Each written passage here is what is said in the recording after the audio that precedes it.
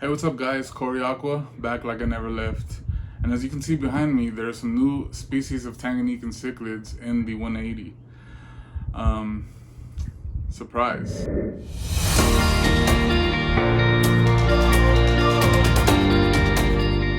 I'll get to that a little later in this video. But first, I kind of wanted to talk to you about this project that I'm pretty excited about.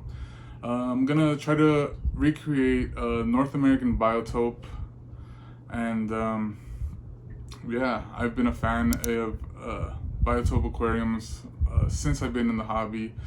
I love our native fish. Ever since I was a child, we would go fishing at lakes, and I would walk along the shoreline and stare at all the little fish swimming around in schools, and it's just always intrigued me. So for me to be creating a North American biotope to highlight some of the species of plants and fish that are found here in the United States, it's kind of like a fun journey for me to kind of like learn, and hopefully you guys could come along and learn some stuff with me. If you're not interested in native fish, don't worry. My channel's still gonna be predominantly Tanganyikan cichlids. But yeah, so I've been researching this specific biotope that I'm trying to recreate for a couple weeks now, and I'm just starting to gather supplies. So I figured it'd be a good time to kind of start filming so you guys could follow along with me from the beginning. Now you would think finding supplies that is native to me would be easy, but it's been quite the opposite. I've learned that there are hardly any sellers of native fish on the market, and getting into contact with those sellers has been a pain.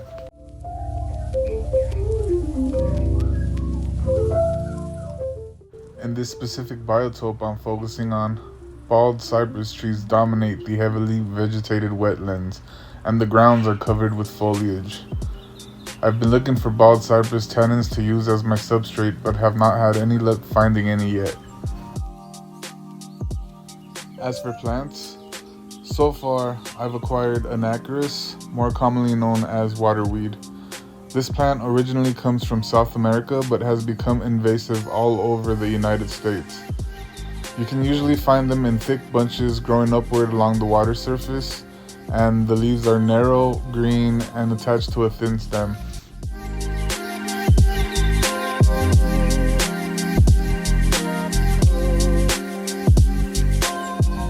The next native plant species that I've found is Ceratophyllum demersum, also known as hornwort. This plant, or weed I should say, is usually found free-floating right under the surface of the water. The leaves are forked and whorled all over the stem, which makes for great hiding spaces. Fun fact, this plant was also nicknamed coontail by the natives, because the stem tip is bushy and resembles the tail of a raccoon. Any segment of hornwort will become a new plant, which makes propagation pretty easy.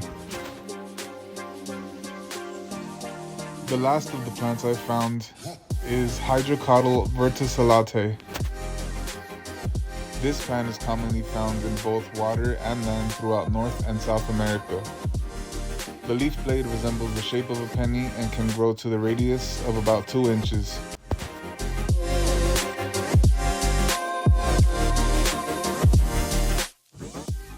Like Vallisneria, this plant sends out runners and can easily be propagated by cutting the runners where the roots aren't affected.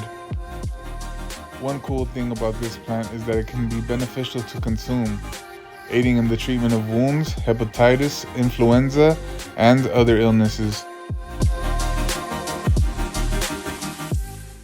Now back to the Tanganyikan cichlids. Like I was saying earlier, I ordered some new species of Tanganyikan cichlids, and I even managed to add to my Cyphotilapia colony of Impimbwe blues.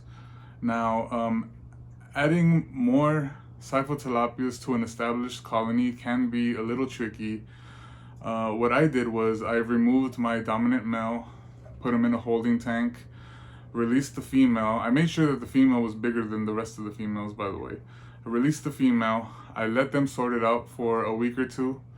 Once I see that there's peace amongst the colony, I reintroduce the dominant male, and things got a little hairy at first, which I expected, but as long as the aggression wasn't solely concentrated on the new female and it was spread throughout all the females, there wasn't going to be much damage. Now that things have gotten a little calm, I can introduce you to the new lady and our first fish, the golden Nasuda. So here she is, doing well and appears to have been accepted into the colony. I do see damage from time to time, but if you know tilapia, you know things can get a little spicy at times. But like I said, as long as aggression is dispersed, minor damage is nothing to worry about. A hierarchy has to be established.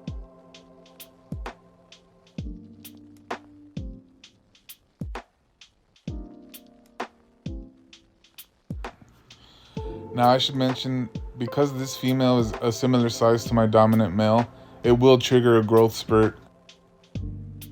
I suspect I'll be seeing a difference in size within the month. As for the new guys, these beautiful fish are known as featherfins, more specifically golden Nasuda collected from Cape Nangu. Now, some featherfins can be aggressive, but I find Nasuda to be the more peaceful of the bunch. In the wild, they can be found throughout the lake in the intermediate rocky habitats at depths of 5 to 15 feet. They are maternal mouth brooders, and the males attract females by constructing tall sandcastles. In our aquariums, it's best to keep them in large groups. I like a ratio of 1 male to 3 females. Golden Nasuda can reach up to 7 inches, so I recommend a tank of at least 5 feet or more. So now that we've gone over the first species, I've saved the best for last. This next fish is known as Bentochromis hori and has to be one of my top 3 favorite Tanganyikan cichlids ever.